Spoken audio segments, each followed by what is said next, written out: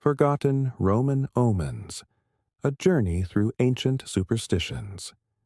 Close your eyes for a moment and imagine walking through the streets of ancient Rome at dawn. The city is just beginning to stir. Smoke rises from household hearths. The air carries the scent of oil lamps and baking bread. And everywhere, people are watching. They're watching the birds overhead, the flicker of flames, the way shadows fall across doorways. They're listening to sounds that seem to come from nowhere, noticing when animals behave strangely, paying attention to dreams from the night before. To the Romans, the world was alive with messages. The gods spoke constantly, but not always clearly. Every moment held the potential for meaning. Every small occurrence might be a whisper from the divine, or a warning of disaster to come. Tonight, we'll explore 100 of these forgotten beliefs, superstitions that shaped daily life in ancient Rome, omens that made people pause, turn around, or change their plans entirely. Most of these have faded from memory, lost to time like so much of the ancient world. But for a few hours, we'll remember them together. We'll walk through Roman homes, noticing what they noticed. We'll understand what made them afraid, what gave them hope, what made them feel the gods were near. These weren't dramatic pronouncements from temples. These were quiet, everyday observations. The small fears that accumulated over centuries. So, settle in. Get comfortable. Let the modern world fade away for a while. We're going back 2,000 years to a time when a crow's call at dawn could change everything. Music continues softly as narration begins. Part 1. The Language of Birds, 5 to 25. The Romans understood something we've mostly forgotten. Birds, they believed, existed in both worlds at once. They touched the earth, yes, but they also flew through the realm of the gods. They moved between heaven and ground with ease, carrying messages that humans could read if they knew how to look. It wasn't complicated augury with priests and elaborate rituals. It was simpler than that, more personal, just noticing. Birds flying from left to right were often considered favorable. The right side, the dexter side, belonged to the gods of fortune and success. When birds moved that way across the sky, it felt like approval, like the universe nodding. You could continue with your plans. The day would unfold well. But owls were different. Owls were feared as omens of death or disaster. Their call in the night made people shiver, made them think of spirits, of the boundary between life and death growing thin. An owl settling on a roof was whispered about the next morning. Families worried. They wondered who among them the owl had come for. Even the common crow, so ordinary in daylight, took on significance with its timing. A crow calling at dawn could signal bad news. It was the first sound of the day, breaking the quiet, as if the crow knew something before anyone else could, as if it was announcing what was coming before the news arrived by messenger or rumor. Before any important journey, the Romans would check their chickens. Strange as it sounds, chickens refusing to eat before a journey was a bad sign. The sacred chickens, kept specifically for this purpose, were offered grain. If they ate eagerly, the journey was blessed. But if they turned away from the food, refused to peck, walked away disinterested, that was a problem. Travelers would delay. Generals would postpone marches. The chickens had spoken, and everyone listened. Not all unexpected animals were frightening, though. Snakes appearing in homes were sometimes welcomed as protective spirits. The household snake, the genius Lochi, was a guardian. It lived in the walls, emerged occasionally, and was left small offerings of milk or honey. These weren't the dangerous vipers of the countryside. These were the quiet, unassuming snakes that seemed to belong to the house itself. To kill one was to anger the protective spirits of the home. Dogs howling at night, however, were believed to sense approaching death. Dogs saw things humans couldn't, heard things humans missed. When they howled at nothing visible, at empty darkness, people knew. They understood. Something was coming. Someone nearby was dying or would die soon. The dogs could feel it in the air. Even the noble horse, so valued by Romans for war and travel, carried omens in its behavior. A horse stumbling could indicate divine displeasure. It wasn't just an accident. It was a sign that the gods were withdrawing their favor. A general whose horse stumbled before battle would feel a chill. Officers would exchange glances. Everyone wondered if they should proceed. Foxes were associated with trickery and bad fortune. Seeing one near your home suggested deception was close by. Someone was lying. Plans would go wrong. Business deals would fall through. The fox, clever and quick, represented everything that couldn't be trusted. But it wasn't always about one sighting. Sometimes it was the repetition. Seeing the same animal repeatedly was thought meaningful. 3 days in a row with the same bird perched near your window? The gods were insistent. They were trying to tell you something. You needed to pay attention to figure out what message you were missing. A bird entering a house was usually unlucky. Birds belonged to the open sky. When they came inside, crossing the threshold from their world into yours, it violated the natural order. It suggested boundaries breaking down. It made people nervous. They would carefully guide the bird back outside and perform small rituals to restore balance. But if bees chose your home, that was different. Bees nesting near a home could signal prosperity. Bees were sacred to Venus. They represented industry, sweetness, the bounty of nature. A beehive near your house meant the gods approved of you, meant wealth might come, meant your family was blessed. More unsettling was silence. A sudden silence of birds was unsettling. Birds were always making some noise, always calling to each other, always rustling and moving. When they all went quiet at once, it felt wrong. Like they knew something. Like they were waiting for something to happen. Romans would stop what they were doing and look around nervously when bird silence fell. Color mattered too. Black animals were often considered ominous. A black dog, a black cat, a crow landing too close. Black suggested the underworld, shadows, hidden things. It wasn't that these animals were evil, exactly, just that they carried darkness with them. That darkness could spread. White animals could be signs of divine favor. A white dove, a white horse, even a white mouse. White suggested purity, the light of the gods, special selection. White animals were sometimes sacrificed to the gods because they were considered most acceptable, most pure.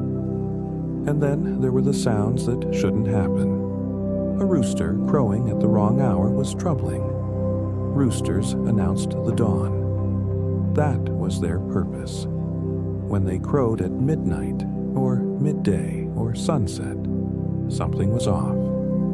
Time itself seemed disrupted. People would mark the date, remember it, watch for what happened next. Wolves were linked to both protection and danger. Rome itself was founded by children raised by a wolf. Wolves were sacred and terrifying at once. seeing a wolf from a distance might be a good omen, a reminder of Rome's origins. But a wolf approaching a settlement meant danger, meant hunger, death, the wild intruding on civilization. Sometimes animals actively stopped you. A snake crossing one's path could halt a journey, not just slow it down, halt it entirely. You would stop walking, turn around, go home, and try again another day. The snake had blocked your path for a reason. To continue would be to ignore a divine warning. Farmers and shepherds were especially attentive. Livestock behaving strangely was carefully watched. Cows refusing to be milked, sheep breaking out of pens for no reason, goats standing and staring at nothing. These weren't just animal moods. These were signs. The animals were reacting to something humans couldn't perceive yet. And when animals gave birth, everyone paid attention. Animals giving birth to unusual offspring was ominous. A two-headed lamb, a calf with extra legs, a foal born with strange markings. These were prodigies, portents that required interpretation by priests. They suggested the gods were trying to communicate something urgent, something wrong in the natural order that needed addressing. Even animal death carried meaning. A dead animal near a doorway was feared. It wasn't just unpleasant, it was a deliberate message. Death had come to your threshold. It had stopped there. The boundary of your home had been marked by death, and you needed to be careful. Fish, normally so distant from human life, could still convey warnings. Fish jumping unexpectedly could be interpreted as warnings. Fish suddenly leaping from rivers or ponds, flopping on banks, behaving frantically. It suggested something disturbed them, and if the fish were frightened, humans should be too. Even the smallest creatures mattered. Insects swarming indoors were unlucky. A sudden influx of flies, ants marching in formations, moths clustering around lamps.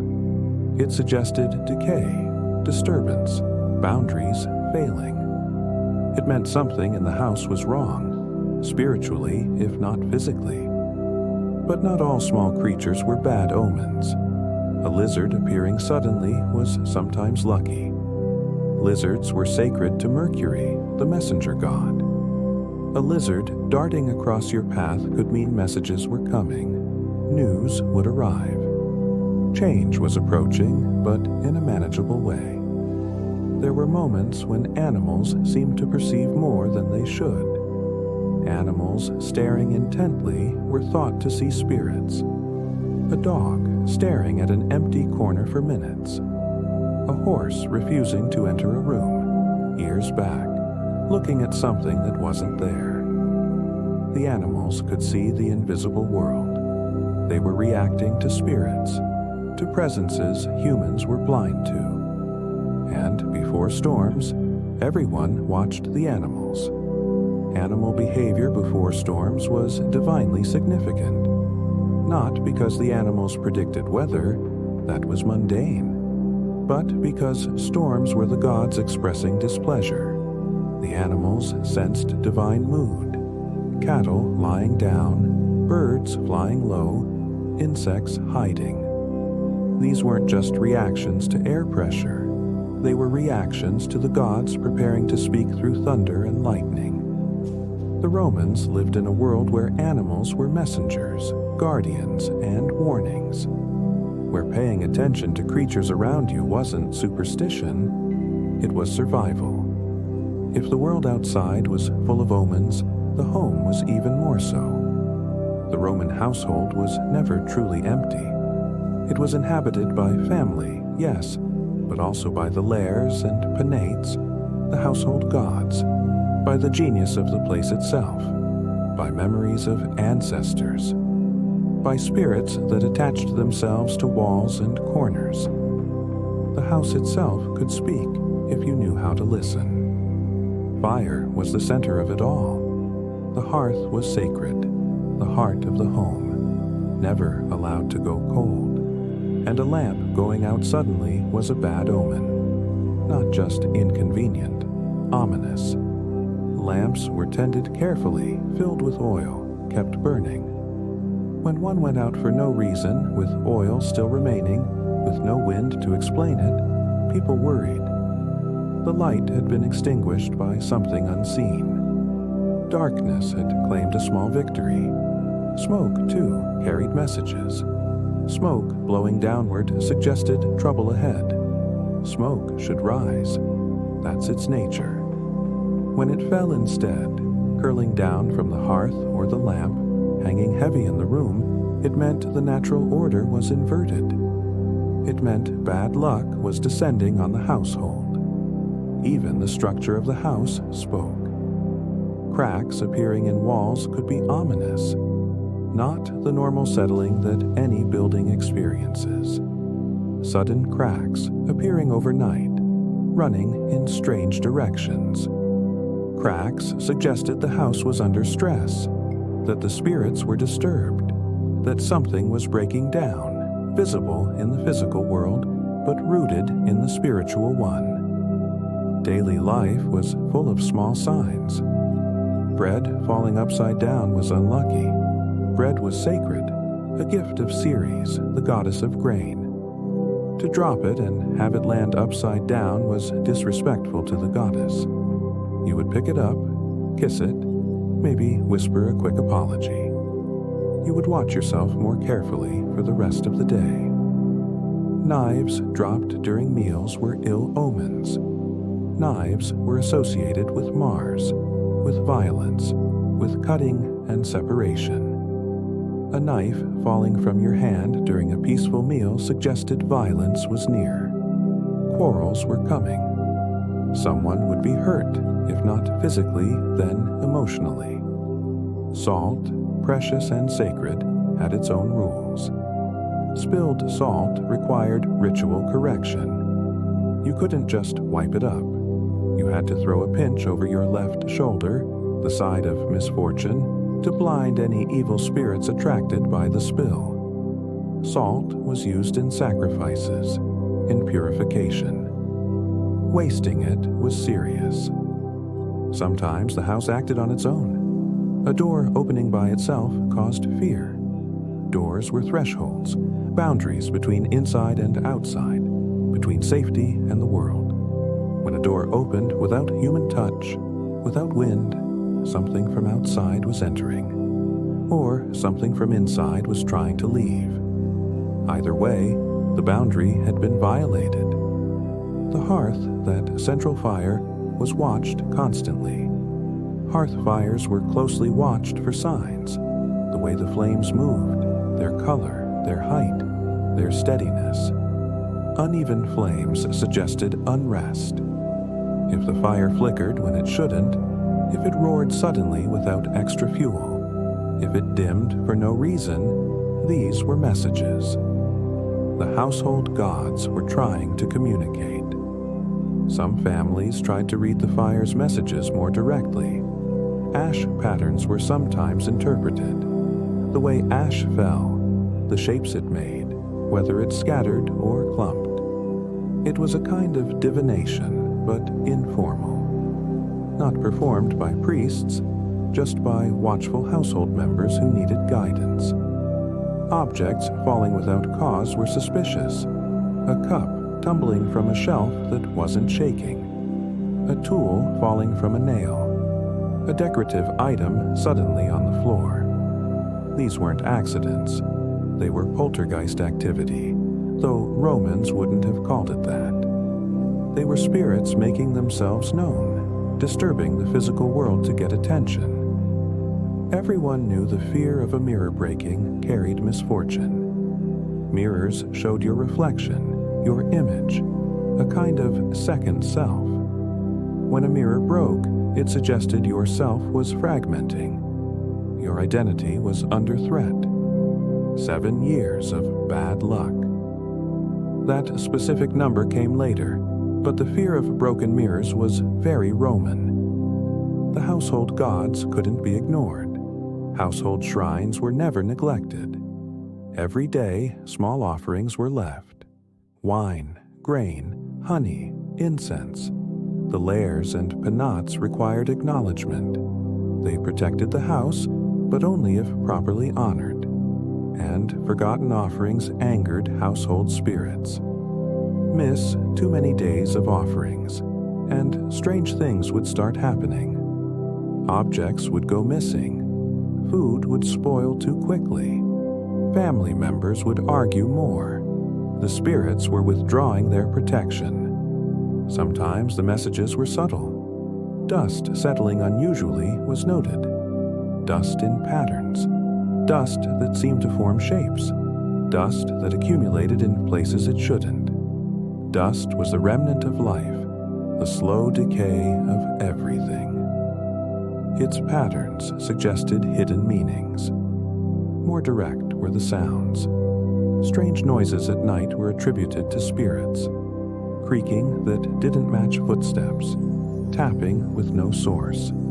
Scraping sounds from empty rooms. Romans understood their houses made sounds, but they also understood that some sounds didn't have physical explanations. Those sounds were spirits moving through the house, examining the family, observing, judging. Temperature changes mattered too. Sudden cold drafts worried residents. A warm room suddenly cold, with no windows open, no doors ajar. Cold meant the presence of spirits. The chill was their touch, their breath, their movement through space. You would pull your cloak tighter and whisper prayers. Footsteps heard with no source were ominous.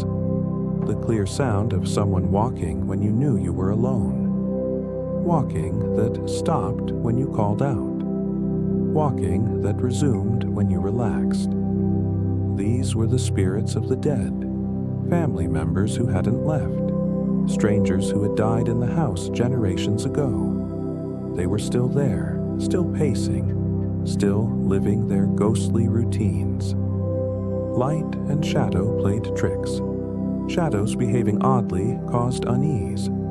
A shadow that moved wrong, that seemed cast by nothing, that appeared where it shouldn't. Shadows were thin places, spaces between light and dark. Strange shadows meant the boundary between worlds was thin there. Rituals had to be performed correctly. Water spilling during rituals was bad luck. Libations to the gods were carefully poured. If water spilled, splashed, missed the altar, the ritual was ruined. You had to start over. The gods wouldn't accept a sloppy offering. And spilled ritual water suggested the gods were rejecting you, turning their faces away. The house itself seemed to have moods. A house creaking at night felt significant. Old houses especially, with wood settling, with the cool of night contracting timbers. But to the Romans, these creaks were the house speaking, the building remembering. The spirits embedded in the walls expressing themselves. Even spiders had meaning. Cobwebs near shrines were avoided. Spiders were associated with fate, with weaving, with the slow passage of time.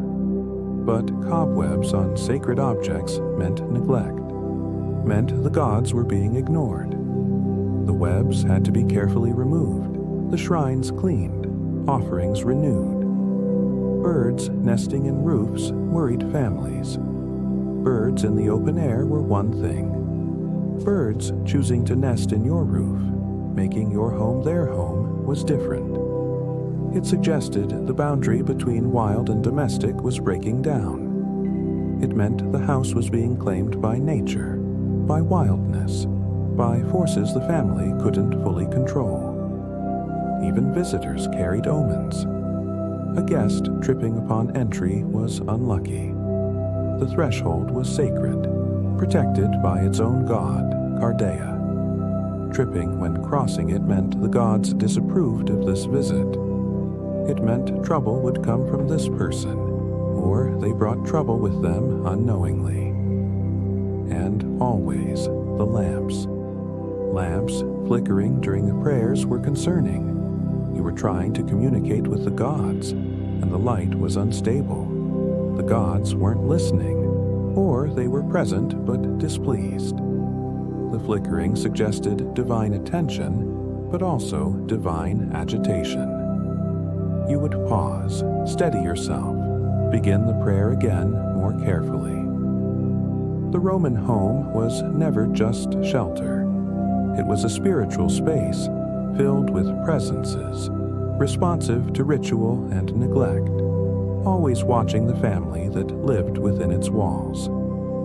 The Romans understood that the body itself was a receiver of messages, not just a physical thing, but a borderland between worlds. Your body could tell you things your mind didn't know yet. Your dreams, your involuntary movements, your sudden sensations. All of these were the gods speaking through your flesh. Sleep was when the boundaries were thinnest. Dreams were messages, not imagination. This wasn't symbolic interpretation, complex analysis. It was simpler and more direct. You dreamed because the gods wanted to tell you something. Your ancestor wanted to warn you. A spirit needed to communicate. Dreams were real visits to other realms, not just your brain processing information. Certain dreams had clear meanings. Falling dreams predicted loss. You felt yourself falling in the dream, saw the ground rushing up, woke with a start. This meant you would lose something important soon. Money, status, a relationship, opportunity. The falling sensation was your spirit foreseeing the drop. Flying dreams suggested divine contact. Flying wasn't natural to humans. If you flew in dreams, you were being lifted by something greater. The gods were showing you their perspective, letting you see from above, giving you a gift. These dreams were precious. You would tell them to others carefully, sharing the blessing. One dream terrified everyone. Teeth falling out in dreams signaled death, your teeth crumbling, falling from your mouth, leaving blood. This dream was almost universal in meaning. Someone close to you would die. The teeth represented your connections, your family, your support structure. Losing them meant loss was coming. Water in dreams was complicated. Dreaming of water hinted at emotional unrest. Calm water was different from storms, clear water different from murky. But any water in dreams suggested the emotions were rising, flooding, threatening to overwhelm. You needed to be careful of your feelings in the coming days. When dreams returned, they became serious. Repeated dreams were taken seriously. The same dream twice could be coincidence. 3 times? The gods were insistent. They were making sure you understood. You would seek out interpretations, maybe consult someone more experienced. Definitely adjust your behavior. Not all dreams were from gods. Nightmares were thought sent by spirits. Malevolent ones, angry ones, spirits of people who died badly. They tormented the living out of jealousy or rage. You would perform protective rituals before bed, wear amulets, say prayers to keep the bad dreams away. Talking during sleep worried households. If you spoke in your sleep, you were speaking with spirits. You were having conversations in the other world. Family members would listen carefully, trying to understand what you were saying, who you were talking to. Sometimes they would wake you if the talk became too agitated, too frightened. Sudden waking at night felt ominous. Jolting awake with no clear reason, heart pounding, certain something was wrong. This wasn't just anxiety. This was your spirit sensing danger. Something had disturbed the spiritual atmosphere. You would lie still, listening, trying to understand what had awakened you. Sometimes you couldn't move at all. Sleep paralysis was blamed on spirits. Waking but unable to move, sometimes seeing figures in the room, feeling pressure on your chest. The Romans called this being ridden by the hag, or being visited by spirits who pinned you down, who fed on your fear. It was terrifying and taken very seriously. Even waking life had its involuntary signs. Sneezing at certain times was unlucky. A sneeze at the start of a conversation, during a prayer, when making a promise. The sneeze interrupted, disrupted, broke the flow. It was like a small curse, a moment of bad luck inserted into good intentions. And sneezing during conversation required apology. You would say, "Excuse me," but you would also pause, maybe restart what you were saying. The sneeze had potentially cursed your words. Your ears could tell you things. Ringing ears meant someone was speaking of you. Left ear ringing meant someone spoke ill. Right ear meant they spoke well. You couldn't do anything about it, but you would wonder who was talking, what they were saying, whether you needed to worry. Even your eyes betrayed things. Twitching eyes had specific meanings. Left eye twitching meant tears were coming. Right eye meant laughter or money. The eye knew what was ahead, was preparing you, giving you warning through its involuntary movement. Temperature was a message. Sudden chills were spiritual signs. Sitting in a warm room, then suddenly cold, goosebumps rising on your arms. This was a spirit passing near you, or it was a warning, or it was fear your body felt before your mind understood why. You would look around carefully when chills came. Even in sacred moments, the body could disrupt. Yawning during rituals was discouraged. Yawning suggested boredom, inattention, disrespect. If you yawned during a sacrifice or prayer, you would worry that the gods had seen, that your offering was rejected. You would try to suppress yawns desperately during religious moments. Small spasms had meanings. Hiccups suggested gossip. Someone was talking about you, focusing on you, discussing your business. Each hiccup was like a word spoken about you somewhere else. You would think through who might be talking, what they might be saying. Your nose could predict. Nose itching predicted visitors. An itch on your nose, persistent and annoying, meant someone was coming to see you. You might start tidying up, preparing food, getting ready for a guest who hadn't even sent word yet. Random shivers were ominous. Not the shiver of cold, but the sudden shudder that came from nowhere. The feeling that something walked over your grave, as the expression would later become. That shudder was your body sensing danger, sensing death, sensing something wrong in the spiritual atmosphere. And the most feared thing a body could do in sleep. Sleepwalking was feared as spiritual wandering. If someone in your household sleepwalked, you were terrified. They were walking in the land of the dead.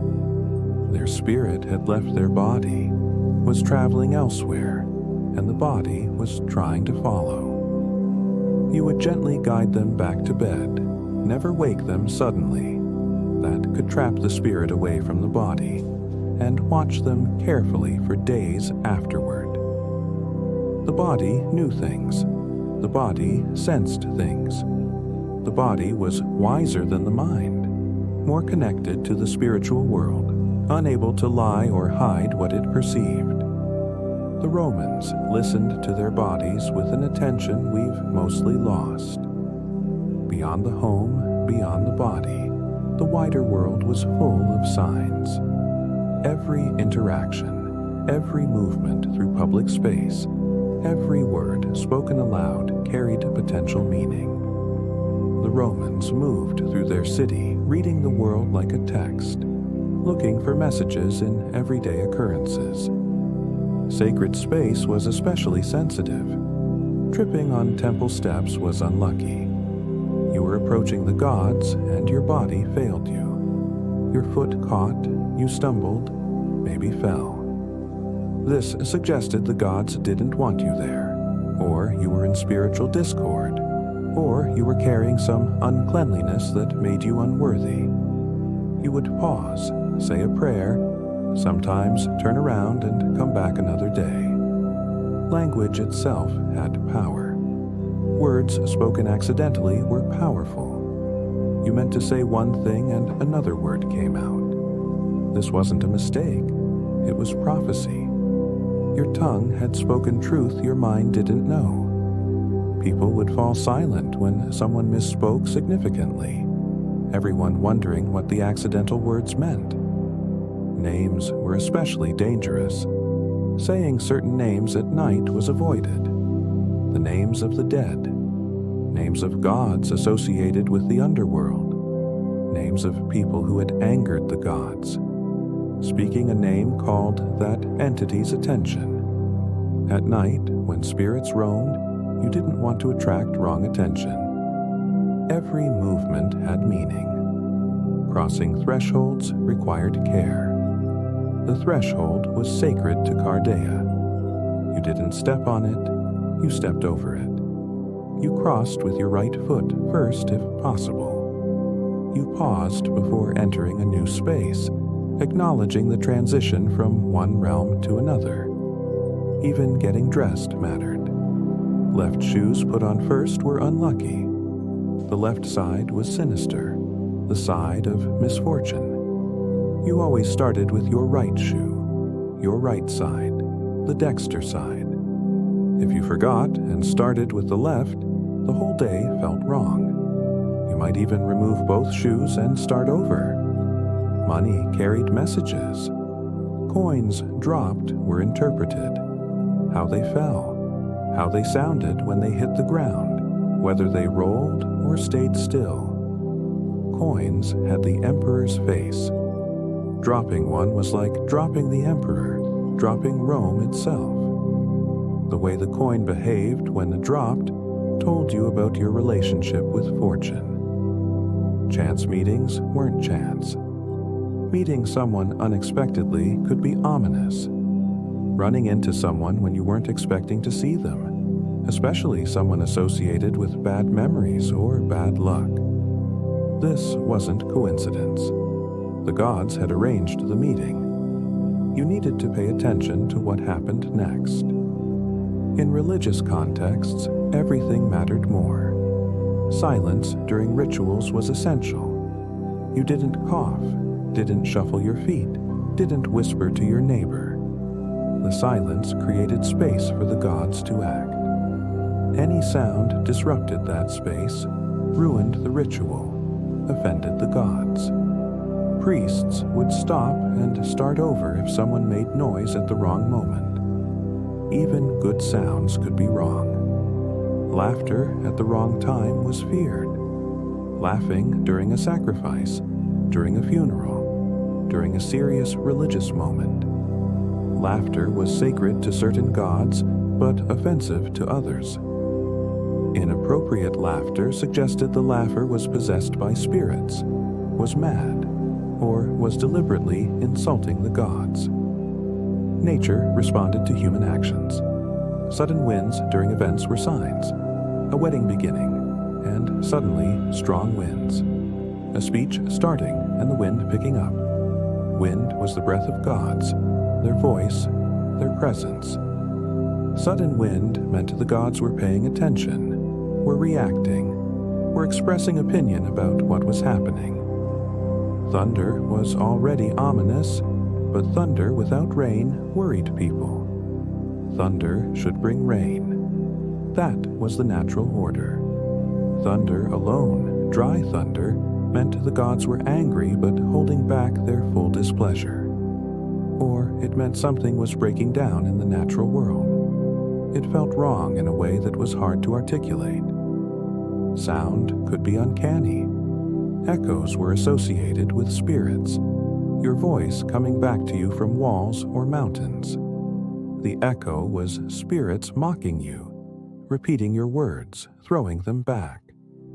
Excessive echoes suggested many spirits, a place thick with the dead. You would speak more quietly in places with strong echoes. During ceremonies, everything had to go perfectly. Spilled wine during ceremonies was bad luck. Wine was sacred to Bacchus, was used in libations to many gods. Spilling it meant the gods rejected your offering.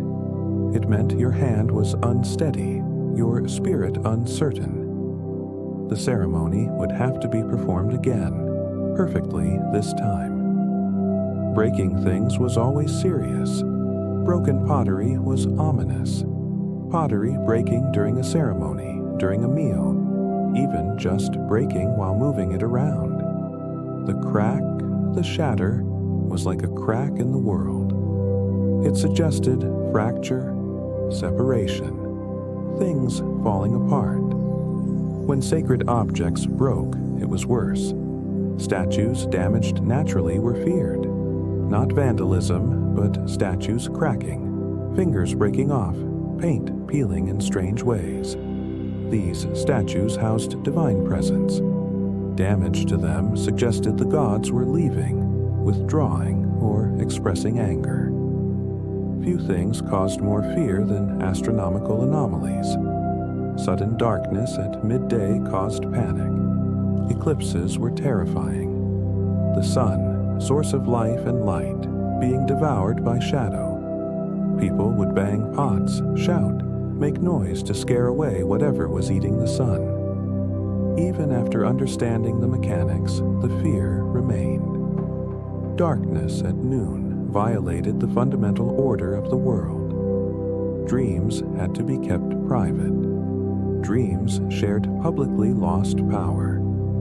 If you told your dream to too many people, you released its power into the world. The dream couldn't work on you anymore, couldn't deliver its message properly.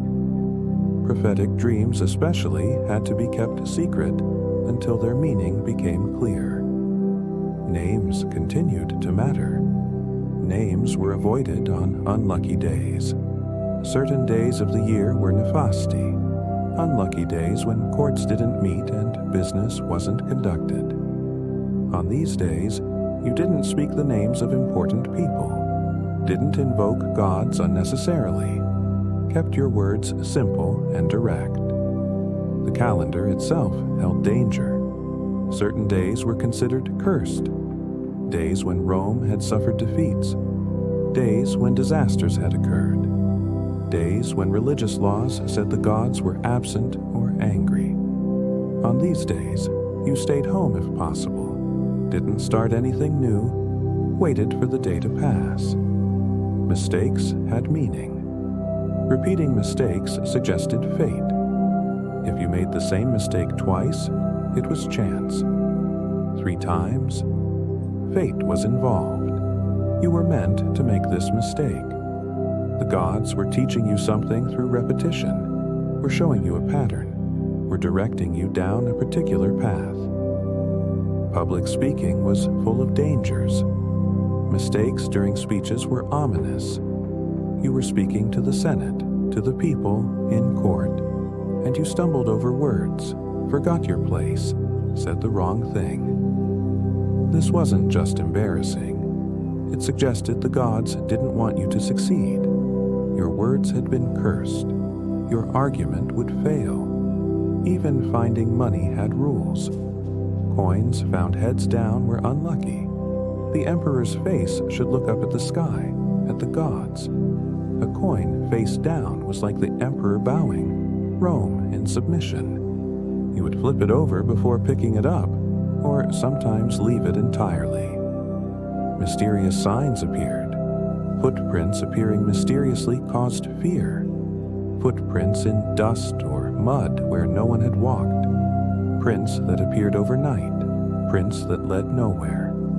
These were spirits walking, were omens of invasion, were signs that boundaries were being crossed invisibly. Cities had their own silences. Sudden animal silence in cities was troubling. Dogs stopping barking, birds going quiet, even rats ceasing to rustle.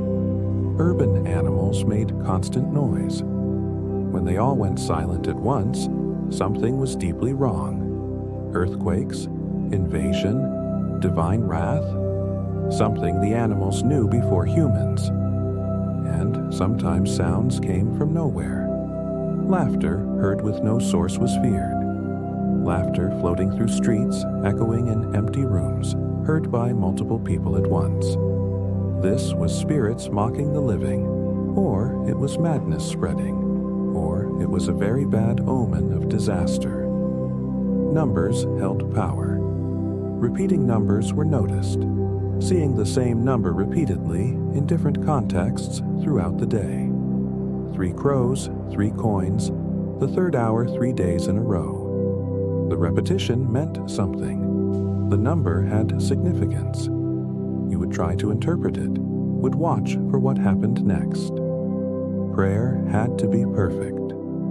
Misspoken prayers required restarting. You were addressing the gods using formulaic words, traditional phrases. If you said them wrong, the prayer didn't count. You had to begin again, speak more carefully. The gods would only accept properly formatted prayers. Before important events, silence fell. Sudden stillness before events was ominous. Everything going quiet right before a battle, before a ceremony, before a crucial moment. The stillness felt heavy, pressed down, made people nervous. It was like the world holding its breath, waiting for what came next. Forgetting was dangerous. Forgetting rituals caused anxiety. You should have performed a household ritual, should have made an offering, should have said particular words on a particular day. You forgot. Now you couldn't remember if you forgot yesterday or the day before. The anxiety grew. The gods had been neglected. Something bad would surely follow.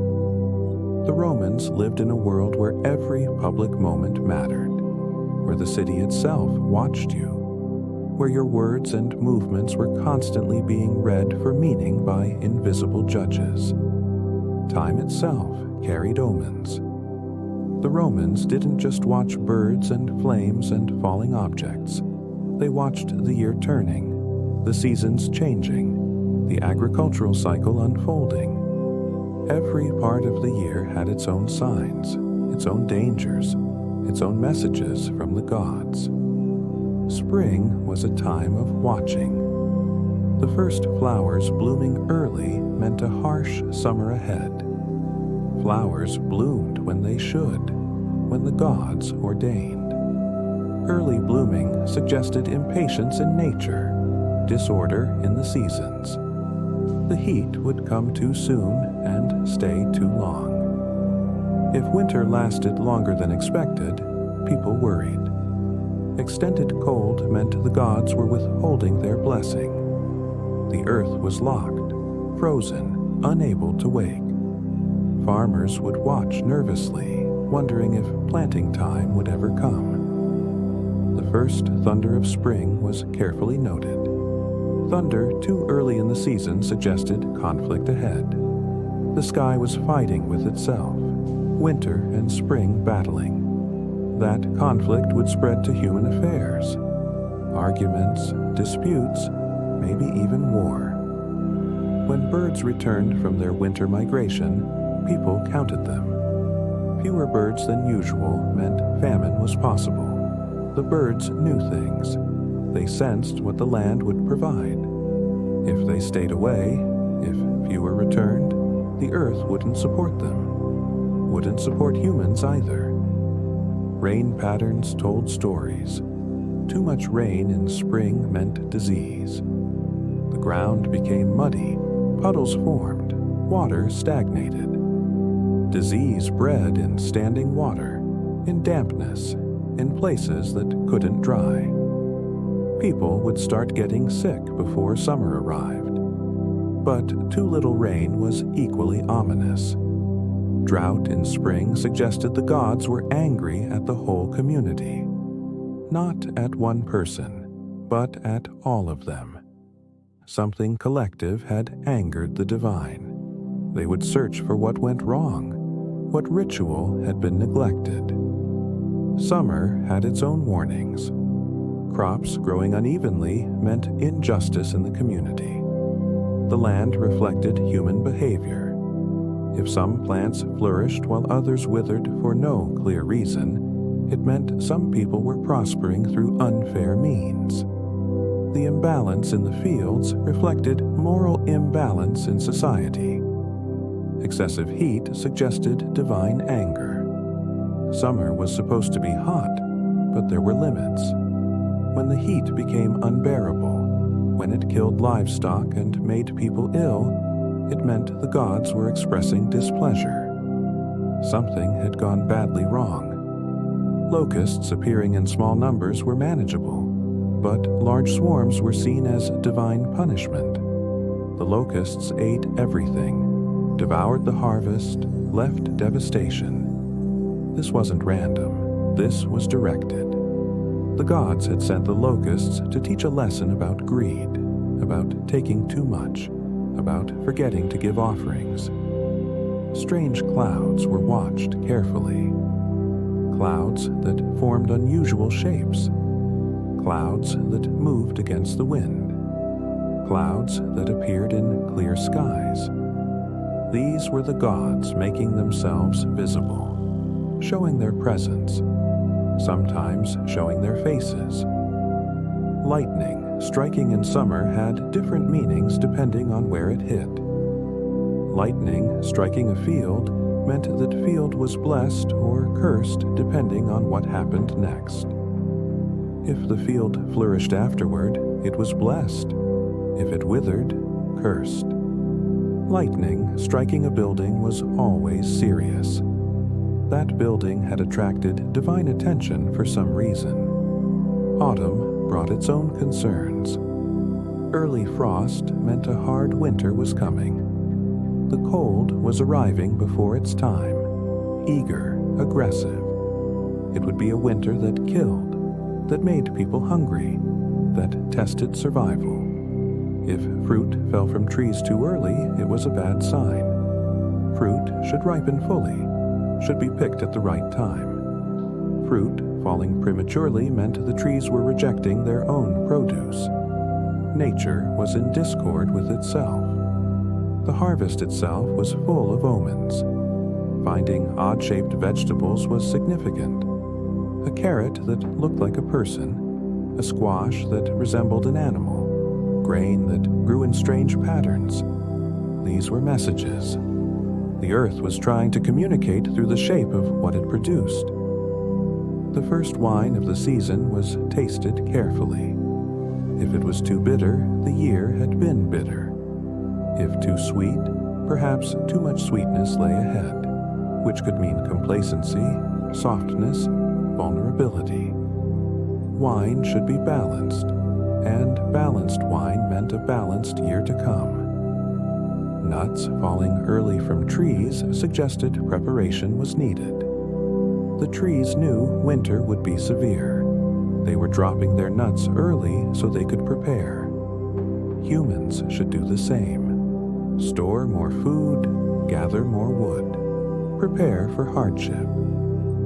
Winter closed the year with silence and watching. The first snow falling was a sacred moment. How it fell mattered. Gentle snow meant a gentle winter. Heavy, sudden snow meant hardship. Snow that melted immediately meant the winter would be short. Snow that stayed meant it would be long. Ice forming patterns on windows was read like text. Romans would look at the ice crystals in the morning light, trying to see shapes, letters, faces. The cold was writing messages on the glass. If animals started storing food unusually early, people took note. Animals knew. They sensed how bad winter would be. Squirrels gathering more nuts, birds eating more frantically, even pets behaving differently. The animals were preparing, and humans should too. Smoke rising straight up in cold air was good. It meant the air was still, the gods were calm, winter would pass peacefully. But smoke that whirled and twisted meant agitation, conflict, difficulty ahead. The winter solstice, the shortest day, was watched with both fear and hope. This was when the sun turned around, began its journey back. But if the day felt wrong, if something disturbed the solstice, the sun might not return properly. Spring might not come. Beyond home and season, the Romans gathered in marketplaces, in forums, in public spaces where commerce and conversation flowed. These places had their own superstitions, their own omens embedded in the daily business of buying and selling. The first customer of the day was significant. A merchant's first sale determined how the rest of the day would go. If the first customer was pleasant, generous, easy to deal with, the day would be profitable. If the first customer was difficult, haggling, suspicious, the whole day would be hard. Prices had their own meanings. If you tried to sell something and everyone offered prices much lower than expected, it wasn't just bad luck. It meant the gods weren't blessing your goods. Something was wrong with what you offered, spiritually, if not physically. Finding money in the marketplace was complicated. You couldn't just take it. Money found on the ground might be bait, left by spirits to test you, or cursed by someone who lost it deliberately. You had to be careful. Some people would leave, found money, worried about what taking it might bring. Spilling oil or wine while selling it was terrible luck. These were sacred substances. Spilling them suggested you didn't deserve to sell them, that you weren't worthy of handling gifts from the gods. Merchants would sometimes close their stalls for the day after a significant spill, believing the day was already ruined. Animals in the marketplace carried messages too. A dog entering your stall could be good or bad depending on its behavior. A friendly dog suggested good fortune, protection. An aggressive dog meant enemies were near or would come soon. Scales that wouldn't balance properly weren't just broken. They were reflecting imbalance in the merchant's soul. If you cheated customers, the scales knew. They would betray you, refuse to work properly, expose your dishonesty to the world. Broken pottery in the marketplace was everyone's concern. When pottery smashed, people would pause, look around, wonder what it meant. Was someone going to die? Was a business going to fail? The breaking was rarely just an accident. If merchandise was stolen, it wasn't just theft. It meant the gods thought you had too much, or you had acquired your goods improperly. The theft was divine redistribution, correcting an imbalance. Prices dropping suddenly on goods you just bought suggested you had acted at the wrong time. The gods hadn't blessed your purchase. You had moved when you should have waited. The loss of value was a lesson about patience and timing. Merchants who sneezed while making a deal would pause. Was this a good sneeze or a bad one? Some would continue, some would restart negotiations, some would walk away entirely. The sneeze had interrupted the flow of agreement, and you couldn't know if the interruption was a warning or just a sneeze. Hearing your name called in the marketplace when no one had called you was unsettling. Spirits knew your name. They were trying to get your attention. You would look around carefully, wondering what they wanted, what they were trying to tell you. Stumbling while carrying purchases meant you'd made a mistake. You'd bought the wrong thing, or paid too much, or dealt with the wrong merchant. The stumble was your body trying to tell you to turn back, to fix the error. Meeting a funeral procession while going to market meant returning home immediately. Death had crossed your path. Commerce and death shouldn't mix. You would go home, wait a while, then try again later. The wind could drive business. A strong wind during market day scattered things, disrupted transactions, made everyone uncomfortable. Wind was divine breath, divine voice. Strong wind meant the gods were agitated about something happening in the marketplace. Children were watched carefully, not just for their safety, but for the signs they carried. Children existed closer to the divine world, Romans believed. They hadn't been fully claimed by the physical realm yet. They could see things, sense things, know things that adults had forgotten. A child's first word was monumentally significant. Whatever word they spoke first indicated their destiny, their relationship with the gods, their future path. Parents would watch anxiously, listening for that first clear word, interpreting it immediately. If a child learned to walk early, it suggested ambition, a soul eager to move forward. But if they walked too early, it might mean they would leave home young, would wander, would never settle. There was a right time for everything, even first steps. Children, laughing in their sleep, were visiting the gods. Their spirits traveled to divine realms during sleep, and they returned laughing because they'd seen beautiful things, experienced joy that the physical world couldn't provide. These children were blessed, marked as favorites of the gods. But children crying for no apparent reason was concerning. They were sensing danger, sensing spirits, sensing something wrong that adults couldn't perceive. Their crying was a warning. Parents would perform protective rituals, check the house for bad signs, be extra careful. Babies born with teeth were portents. It violated the natural order. Teeth should come later. A child born with teeth would be powerful, but possibly destructive. They would consume things, take things, have an unusual hunger for life. If a child looked at you without blinking for a long time, they were seeing your soul. Children could do that. Their eyes hadn't learned to look away from difficult truths. What they saw in you would affect how they related to you forever. Children who talked to invisible friends weren't imagining. They were talking to spirits, to ancestors, to beings from the other world. Most children did this. As they grew older, they lost the ability. But while young, they maintained contact with the invisible realm.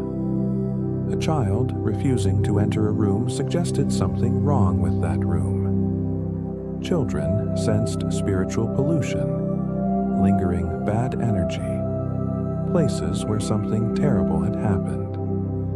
If your child consistently refused to enter a particular space, you avoided it too. Nightmares in children were taken very seriously. Children's nightmares were often messages, warnings about the family's future. Parents would ask careful questions about the dreams, would consult with older family members about interpretation. When a child's hair grew in an unusual pattern, forming whorls or cowlicks, these were read like maps. Each pattern indicated different personality traits, different destinies, different relationships with fortune. Children born during storms carried the storm's energy in them. They would be tempestuous, powerful, difficult to control. But they would also be protected by Jupiter, the storm god. Their lives would be dramatic but significant. If a child was left-handed, it was worrying. The left hand was the sinister hand. Left-handed children might be touched by dark forces, might see things they shouldn't, might have unusual abilities that came at a cost. Children who could see in the dark better than others were spirit-touched. They had partial vision into the invisible world. This was both a gift and a danger. They needed extra protection, extra rituals, extra blessings. A child's first haircut was a religious ceremony. The hair was offered to the gods, marking the transition from infancy to childhood. If anything went wrong during the cutting, if the child cried too much, if blood was drawn, if the scissors broke, it suggested the gods weren't accepting the offering. The child's transition to the next phase of life was not blessed. Teething troubles beyond normal discomfort meant spiritual struggle.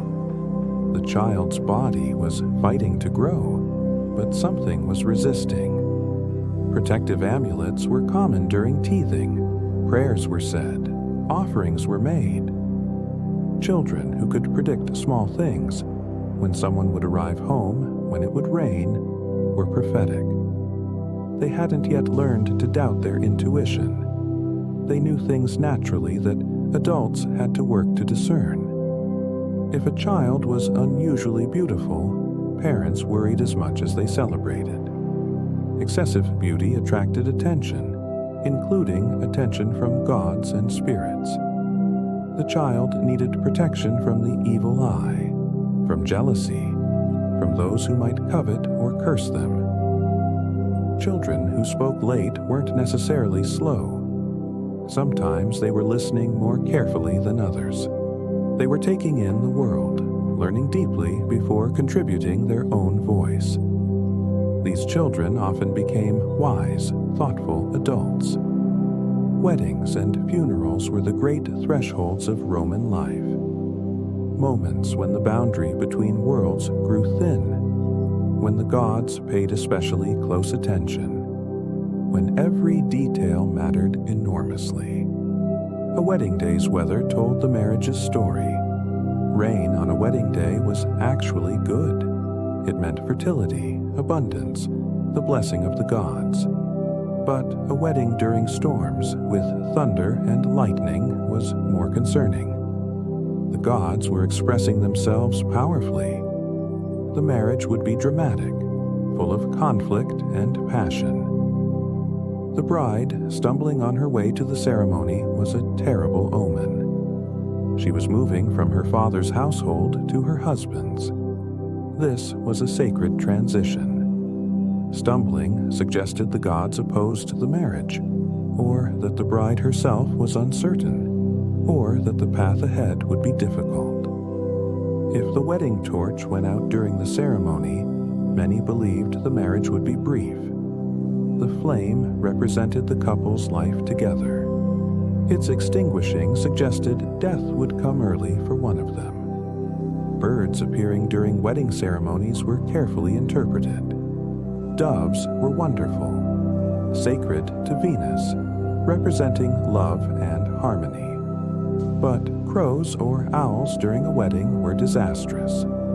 They suggested death, suggested the marriage was cursed, suggested unhappiness lay ahead. The first thing the couple did together after the ceremony mattered.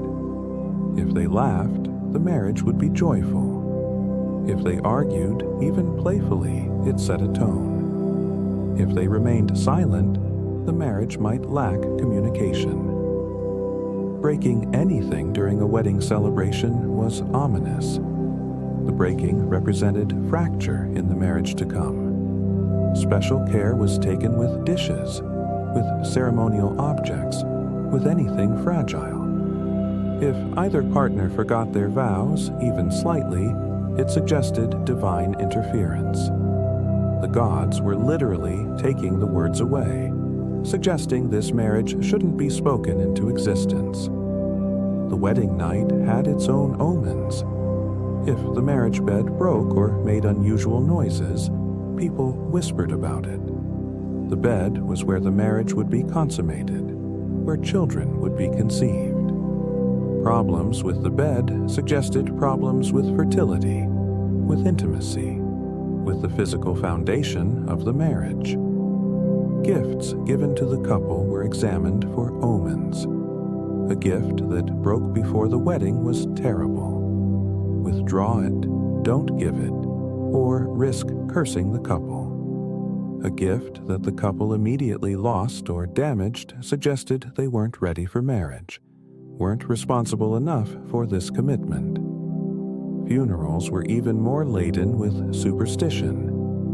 Death was the ultimate threshold, the final crossing.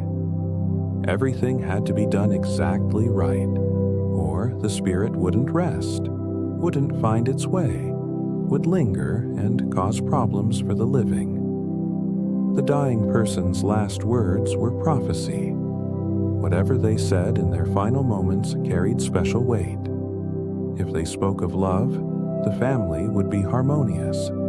If they spoke of anger or made accusations, feuds would follow. If they said nothing, died in silence, it suggested they were leaving peacefully, but also that they had nothing left to say to the living. If someone died with their eyes open, it meant they'd seen death approaching and were horrified. The family would try to close the eyes immediately, but if they wouldn't stay closed, it was deeply troubling. It meant the spirit didn't want to leave, was clinging to physical sight, refusing to accept death. Dying during certain hours mattered. Dying at dawn suggested rebirth, a good passage. Dying at midnight was more ominous, the darkest hour, the time when evil spirits roamed most freely. The spirit leaving at midnight had to navigate dangerous territory. The body changing color quickly after death suggested the person had died of poisoning or curse. The spirit had been driven out violently. Investigation would follow, both physical investigation and spiritual consultation with priests. Birds landing on the house during a funeral were messages from the deceased. What kind of bird? How it behaved? Whether it stayed or flew away immediately? All of this told the family how the deceased's spirit was faring in the afterlife. If rain fell during the funeral, it meant the gods were mourning with the family. The deceased had lived well, had pleased the gods. Rain was their tears, their acknowledgement of loss. But thunder during a funeral suggested the deceased's spirit was angry, unsettled, not ready to leave. The thunder was their rage, their protest against death. Professional mourners were hired partly to ward off evil spirits. Their loud wailing created a wall of sound that spirits couldn't cross. If the mourners stopped too early, or if they didn't cry loudly enough, evil spirits might enter the funeral procession and follow mourners home. The funeral procession route mattered. It should never pass by the home of enemies. Walking a funeral past an enemy's house was like cursing them with death. The death pollution would spread to that household. If someone stumbled while carrying the body, it was terrible. The body might fall. The spirit might be jarred. The whole funeral would have to be paused and ritually cleansed before continuing. Objects buried with the dead had to be chosen carefully. Anything the deceased loved in life should go with them. But if you buried something by mistake, something they hadn't wanted, their spirit might return demanding you remove it. The grave itself spoke. If the grave flooded soon after burial, it meant the deceased's spirit was restless, unsettled, possibly drowning in regret or unfinished business. If plants immediately died around the grave, the deceased had died with a curse on them or in a state of sin. Their spiritual pollution was leaching into the earth. But if plants flourished unusually around the grave, the deceased was blessed, at peace, radiating positive energy even in death. Seeing the deceased in dreams after burial was both comforting and concerning. Once was acceptable. They were saying goodbye. Repeatedly was problematic. They weren't leaving, weren't moving on, needed something from the living. The family had to make offerings at the grave regularly. Forgetting these offerings meant the spirit would go hungry in the afterlife, would grow angry, would return to haunt the family and demand attention. 9 days after burial, a final feast was held. If anything went wrong during this feast, if food burned, if wine spilled, if arguments erupted, it meant the deceased's spirit was still too close, was interfering, hadn't truly left yet. Rome was built on conquest. War was sacred, ritualized, full of divine consultation. Military omens weren't just superstition. They could determine whether a campaign happened at all, whether armies advanced or retreated, whether generals took risks or played it safe. Before any military campaign, the sacred chickens were consulted. These weren't pets. These were oracular birds, maintained by the army specifically for divination. They were offered grain. If they ate eagerly, pecking vigorously, scattering grain, the campaign was blessed. The technical term was tripudium solistimum, the chickens eating so enthusiastically that food fell from their beaks. This was the best possible sign. But chickens refusing food was catastrophic. It meant the gods opposed the campaign. Generals were supposed to cancel or delay based on this. One famous general, Publius Claudius Pulcher, became so frustrated with chickens refusing food that he threw them overboard, saying, "If they won't eat, let them drink." He then proceeded with his naval battle anyway. He was utterly defeated. The Romans never forgot this story. You didn't ignore the sacred chickens. The appearance of the sky before battle told commanders everything. A red sky at dawn suggested blood would be spilled, lots of it. Red sky at dusk was better, suggesting the gods favored Rome. But strange colors, unusual cloud formations, sudden darkness, all of these could make a general reconsider his plans. Lightning before battle required interpretation by priests. Lightning on the right side was favorable. The gods approved. Lightning on the left was terrible. The gods opposed. Lightning directly ahead suggested the battle would be decisive, one way or another.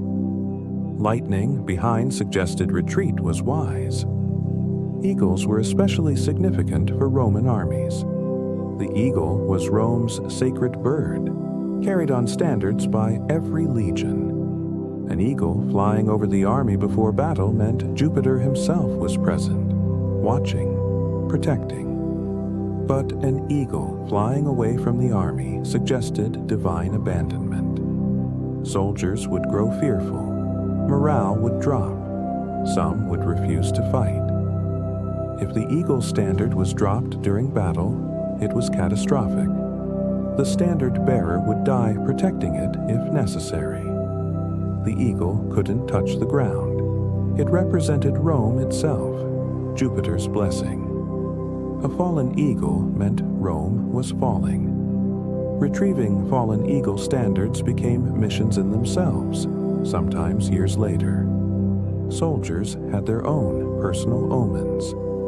Dreaming of battle the night before actual combat was concerning. It suggested anxiety, lack of divine favor, or prophetic warning. Dreams of victory were better, but even those were examined carefully. Was the dream too good? Was it a false promise meant to lure you to death? A soldier's weapons were watched for signs. If your sword stuck in its scabbard, wouldn't draw smoothly, it meant you weren't meant to fight that day. If your shield strap broke, if your armor wouldn't fasten properly, these were divine interventions trying to prevent your death. Horses could sense battles before humans. If cavalry horses became agitated the night before battle, rearing, refusing food, crying out, it meant the battle would be terrible. The horses sensed the violence coming, the death approaching. Blood appearing on weapons before battle was spectacularly bad. If your sword showed rust that looked like blood, if your spear point seemed stained, it meant you would die. Your weapons were already marked with your blood, predicting what would come. Generals watched everything obsessively.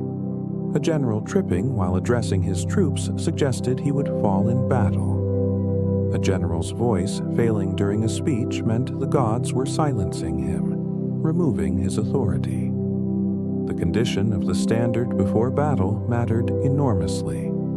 If the eagle standard seemed tarnished, if decorations fell off it, if it bent or cracked, these were disasters. The legion itself was cursed. Some legions refused to march under damaged standards. Omens during battle were even more fraught. If the sun was eclipsed during combat, both sides often stopped fighting. Darkness at midday meant the gods were intervening directly. The battle might resume after, but often it ended. Both sides too frightened to continue. Sudden wind changes during battle shifted everything. Wind determined archery, affected dust and visibility, made noise that covered commands. But beyond tactical concerns, wind was the gods speaking. Wind against you meant divine opposition. Wind at your back meant divine support. Birds circling a battlefield before combat began were carefully interpreted. Vultures waiting meant death was coming. Obvious, but still unnerving. How many vultures, which side they seemed to favor, whether they landed or just circled, all of this was analyzed. If a soldier's helmet fell off during battle, he was already dead. The helmet represented protection, divine and physical. Its falling meant the gods had withdrawn protection. That soldier would die, and often he did, distracted by the omen, fighting poorly out of fear. Wounded enemies asking for mercy in the enemy's native tongue was a good omen. It meant language, humanity, the possibility of peace. But wounded enemies cursing, even as they died, meant those curses would attach to whoever killed them. Some soldiers became reluctant to deliver killing blows because of this. After battle, the aftermath was read for omens about what came next. If crows came immediately, it meant more death was coming. Another battle, another conflict. If the crows took longer to arrive, peace might be possible. Bodies that didn't decay properly were terrible omens. Bodies should decay in expected ways. Bodies that remained preserved, or that decayed too quickly, or that decayed in unusual patterns, suggested these dead weren't resting properly. Their spirits were disturbed, were still fighting, would haunt the survivors. Weapons breaking after battle, when being cleaned or stored, meant the war wasn't truly over. The violence would return. Generals who experienced multiple weapons breaking after victorious battles would sometimes prepare immediately for renewed conflict. Soldiers losing spoils of war before returning home was a bad sign. The spoils were proof of victory, blessed by Mars. Losing them meant you hadn't actually won, hadn't truly earned divine approval. You would face consequences, immediate or delayed, but inevitable. The triumph ceremony, when generals paraded through Rome after victory, was watched for countless omens. If the general's chariot broke down during the triumph, his victories were hollow. If he stumbled on the steps of the Capitol, he would fall from power soon. If the crowd's cheering seemed forced or insufficient, political enemies would destroy him. Rome's military success depended partly on logistics and tactics, certainly, but it also depended on this constant consultation with the divine This endless watching for signs. This willingness to change plans based on how chickens ate their breakfast. We've walked through ancient Rome together now. We've traveled through all the rooms of their world. We've seen what the Romans saw. Birds flying in patterns. Lamps going out suddenly. Dreams of falling and flying. Words that came out wrong. Coins dropped on temple steps. Children laughing in their sleep. Brides stumbling on wedding days. Sacred chickens refusing to eat.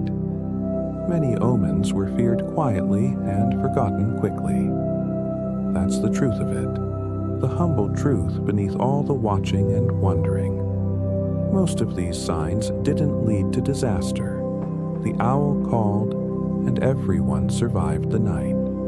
The lamp went out, and nothing terrible followed. The dream of teeth falling out came and went, and no one died. The wedding torch stayed lit. The sacred chickens ate their grain.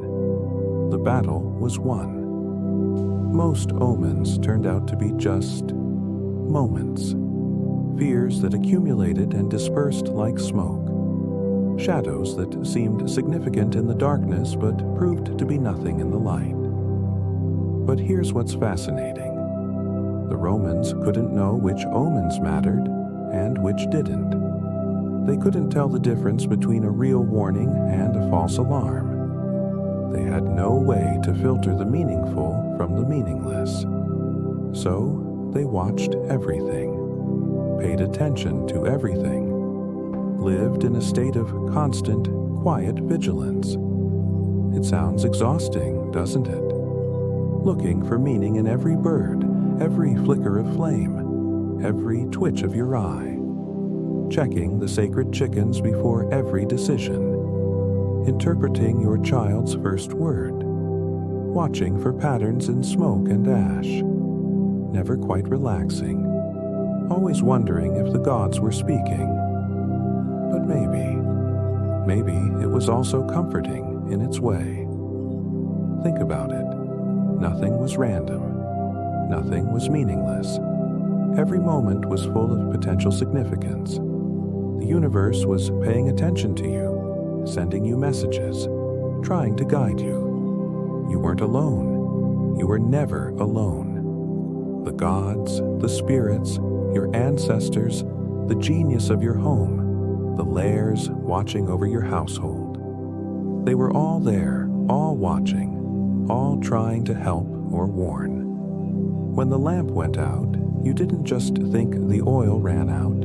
You thought, what is this telling me? You engaged with the moment. You looked for patterns. You tried to understand your place in a much larger story. You asked questions. You wondered.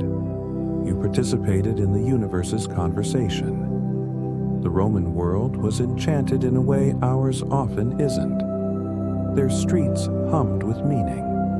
Their homes were full of presences. Their bodies were instruments receiving messages from beyond. Their seasons carried prophecies. Their marketplaces vibrated with spiritual significance. Their children saw spirits. Their marriages were witnessed by gods. Their deaths opened doorways. Their wars were cosmic dramas. They lived in a web of connections between the visible and invisible worlds. And those connections weren't abstract theological concepts. They were immediate, present, happening in every moment of every day. Most of these superstitions are forgotten now. We don't watch birds the way they did. We don't interpret dreams with the same seriousness. We don't consult chickens before making decisions. We don't think a lamp going out means anything except that the bulb died or the oil ran out. We've disenchanted our world, explained away the mystery, decided that most omens were just pattern-seeking behavior, superstition, primitive attempts to control an unpredictable world. We are sophisticated now. We understand probability. We know about confirmation bias. We recognize that humans are wired to see patterns even where none exist. We know that correlation isn't causation. We've learned to be skeptical, and that skepticism has served us well in many ways. We've built civilization on reason, on testable hypotheses, on reproducible results. We've cured diseases, split atoms, walked on the moon. We've explained so much that seemed inexplicable. And yet, sometimes a crow calls at dawn and we feel a little shiver. Sometimes we dream of falling and wake feeling unsettled. Sometimes we trip on a threshold and pause just for a moment, wondering. Sometimes we still knock on wood, avoid walking under ladders, feel funny about Friday the 13th. Sometimes we throw salt over our shoulders. Sometimes we say, "Bless you," when someone sneezes, continuing a tradition we don't fully understand. Maybe the omens aren't entirely forgotten. Maybe we still live in a world full of signs. We've just stopped reading them. Or decided we shouldn't read them. Or convinced ourselves there's nothing to read. Or maybe the Romans were reading too much into random events, seeing patterns that weren't there, frightening themselves unnecessarily. Maybe their world was full of false positives, unnecessary anxiety, superstitious paralysis. Maybe they wasted time and energy worrying about things that never mattered. We can't know for certain. We stand here, thousands of years later, looking back at them, and we can't truly judge whether their approach to life was wiser or more foolish than ours. But for a few hours tonight, we've remembered. We've stood in their shoes, looked through their eyes, felt what they felt. We've understood how they moved through the world reading messages in everything. We've inhabited their consciousness, breathed their air, seen their signs. The owls they feared are still flying at night. The crows still call at dawn. Lamps still go out. Dreams still come. Seasons still turn. Children are still born and still learn to walk and talk. People still marry. People still die. Wars are still fought.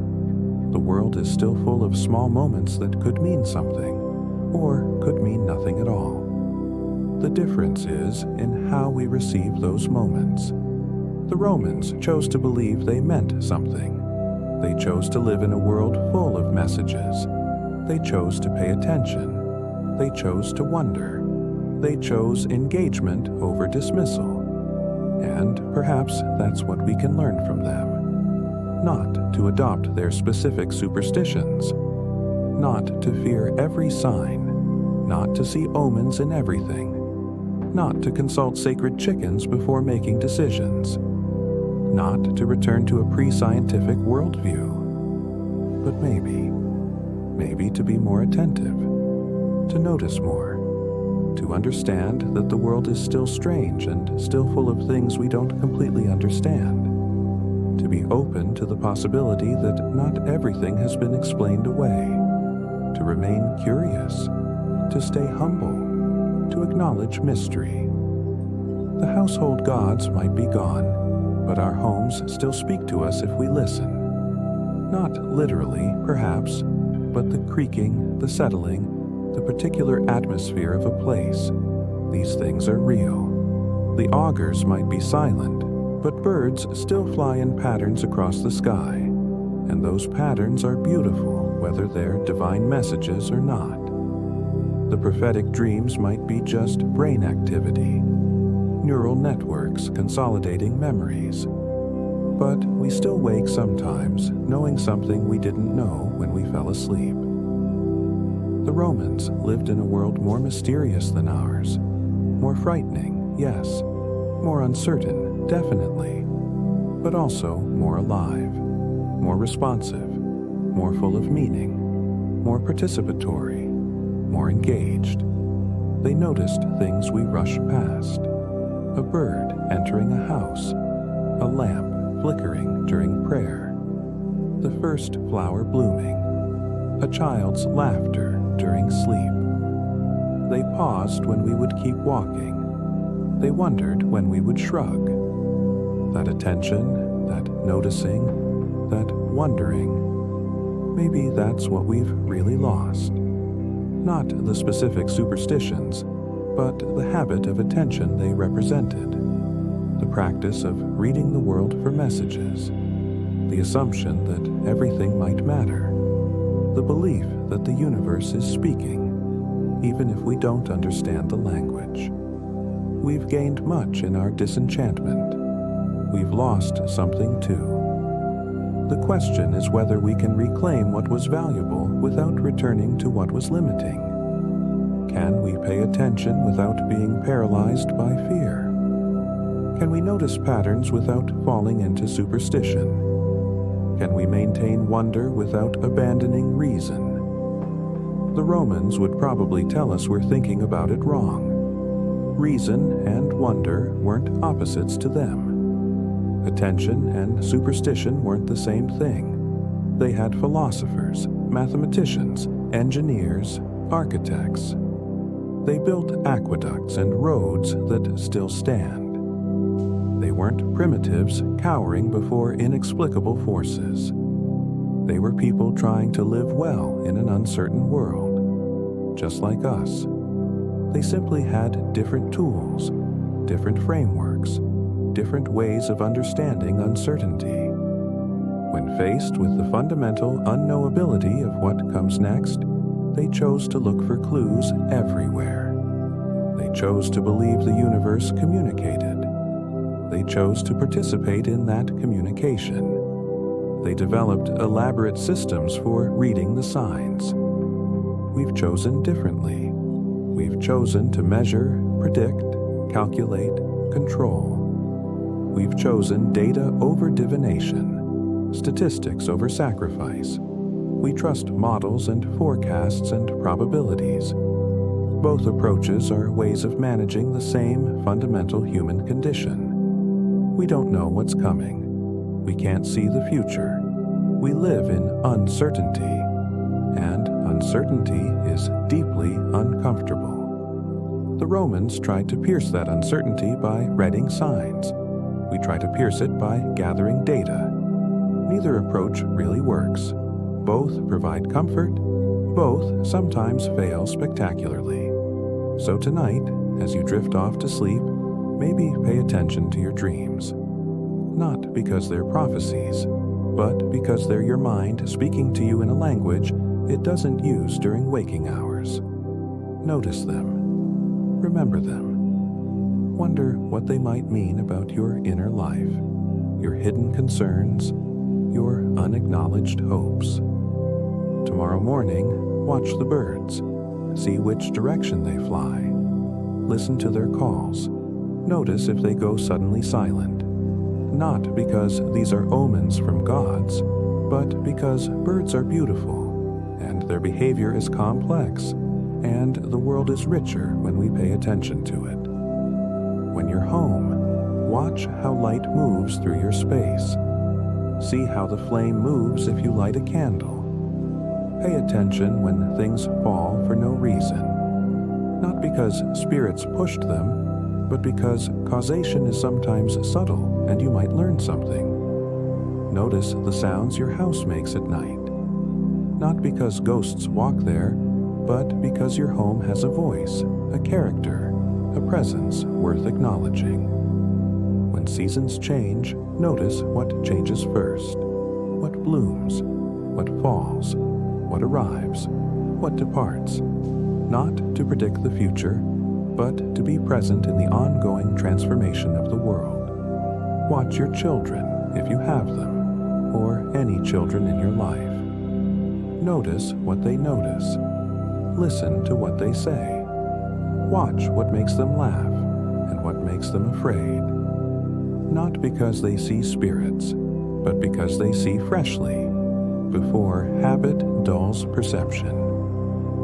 When someone you love dies, notice the birds that day. Notice the weather. Notice the small details. Not because these things are omens, but because ritual helps us mark significance, and noticing helps us remember, and and remembering helps us honor what we've lost. Not because these things are omens, not because the gods are speaking through crows and falling knives and strange dreams and shifting seasons and children's words, but because the world is strange, because mystery still exists, because there's still so much we don't understand, because attention is a form of love, because noticing is a way of being present, because wondering keeps us humble. The Romans were wrong about many things. They believed the gods directly intervened in daily life. They thought chickens could predict military outcomes. They feared owls unnecessarily.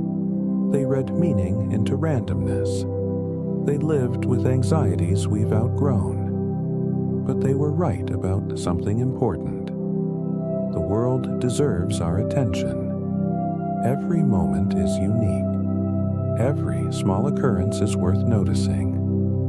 The present moment is always full of detail, nuance, texture, meaning, if we're willing to see it. They found meaning in everything because they were looking for it.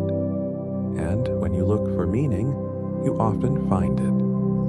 Not because it was there waiting to be found, placed there by divine intention, but because the act of looking, of paying attention, of noticing, that itself creates meaning. That creates connection. Between you and the world, between the moment and the eternal, between the mundane and the sacred. Meaning isn't just discovered, it's also created. Created through attention, through interpretation, through the stories we tell about what we notice. The Roman omens are forgotten now. Most of them anyway. They've drifted into history, into curiosity, into stories we tell about how people used to think. The specific superstitions have faded. The sacred chickens are gone. The augurs are silent. The household gods no longer receive offerings. But the impulse behind them, the urge to find meaning, to read the world, to understand our place in the larger pattern, to feel connected to forces greater than ourselves, that's not forgotten. That's still with us. That's always been with us. That will always be with us. It's human nature to look for patterns, to seek meaning, to want to understand, to need to feel that we're part of something larger. The forms change, the frameworks shift, the explanations evolve, but the underlying impulse remains constant across cultures and centuries. We still tell ourselves stories about why things happen. We still look for patterns. We still want to believe that events aren't entirely random. We just use different vocabularies now. Psychology instead of spirits. Probability instead of prophecy.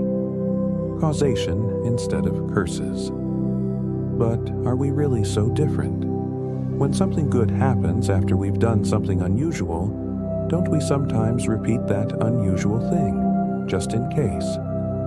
When we have a bad feeling about something, don't we sometimes listen to it, even if we can't explain it rationally? When we dream something vivid, doesn't it sometimes stay with us, color our day, influence our choices? We like to think we've moved beyond superstition, but we've mostly just renamed it, reframed it, made it respectable. We talk about intuition instead of omens, coincidence instead of providence, luck instead of divine favor. The Romans would probably find our pretense of rationality amusing. They had their own sophisticated thinkers who questioned the literal truth of omens while still participating in the practices.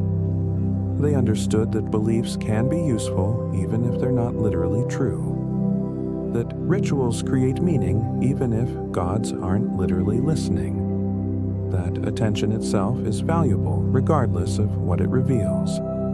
So, sleep well tonight, wherever you are, whatever you believe or don't believe, however you make sense of the world and your place in it. Pay attention to your dreams. Watch for falling stars. Listen to the night sounds. Notice the morning birds. Feel the turning of the seasons. Watch your children grow. Honor your dead. Mark your thresholds. Notice the small details. Not because these are omens from gods who watch and judge and intervene, but because noticing is itself a kind of prayer, an acknowledgement that something beyond yourself exists and matters. Attention is itself a kind of faith, a belief that the world is worth watching, worth engaging with, worth understanding. Wondering is itself a kind of wisdom, a recognition that you don't know everything, that mystery persists, that the world is deeper than your current understanding of it. The Romans knew that. They built an entire civilization partly on that knowing. Their empire rose and fell, but their understanding that the world deserves attention, that survives. Maybe we can remember it too, in our own way, with our own frameworks, without their fears, but with their wonder, without their superstitions, but with their attention, without their omens, but with their engagement. The world is still full of signs. Maybe they don't mean what the Romans thought they meant. Maybe they mean something else entirely. Maybe they don't mean anything at all in some cosmic sense. But they're still worth noticing. The crow still calls at dawn. The lamp still flickers. The dream still comes. The child still laughs. The season still turns. The threshold still marks a passage from one space to another. These moments still happen. They're still real. They're still part of your life, part of your story, part of your brief time being conscious in an incomprehensibly vast universe. The Romans chose to treat these moments as significant, as worthy of attention, as potential messages from forces greater than themselves. We can choose that too, in our own way, for our own reasons, not because we're afraid, but because we're curious, not because we're superstitious, but because we're attentive, not because gods demand it, but because the world deserves it, and because a life lived with attention, with noticing, with wonder, that's simply a richer life, a fuller life, a more engaged life. The Romans understood that. After all our sophistication, all our science, all our progress, maybe we're just beginning to remember.